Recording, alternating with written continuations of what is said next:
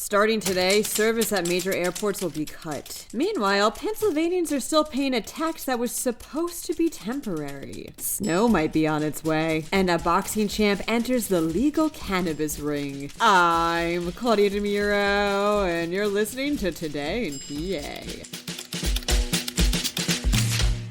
Starting today, about 10% of air traffic will be reduced at high-volume airports, reports the Associated Press. Philadelphia International Airport is among those airports. The Federal Aviation Administration announced this move on Wednesday, stating it's imposing these flight reductions to relieve pressure on air traffic controllers working without any pay during the shutdown, which is still going on as of this podcast's recording. People booked for flights around this time started getting notified about cancellations yesterday. These cuts might affect as many as 1,800 flights, or about 168,000 passengers a day.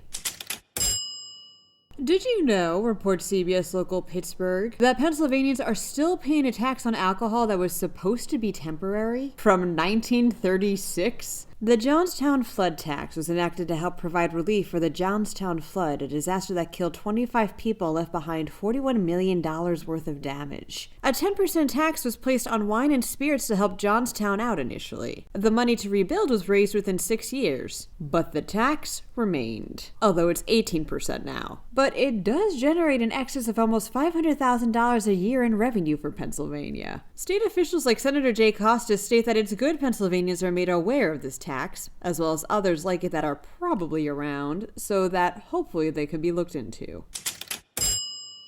Snow might be on its way to Pennsylvania, states PennLive. Forecasters believe that a coming cold front will leave things dropping down into the upper teens and 20s later during the nighttime next week. And that, plus moisture, means snow. This snow will most likely occur in parts of the northwestern and western regions of the state, and the areas closest to Lake Erie as the result of cool air blowing over warmer waters.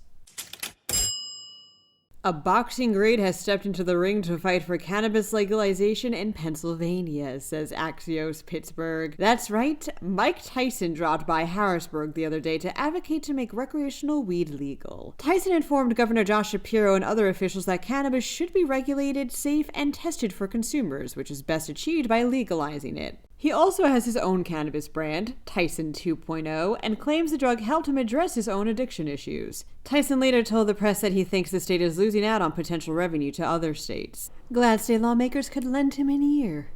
Happy Friday. To stay up to date over the weekend, drop by PennLive.com, and please remember to rate this podcast wherever you may listen to it, and to leave it an honest review as well. Thanks ahead of time, and of course, thanks for sticking with us.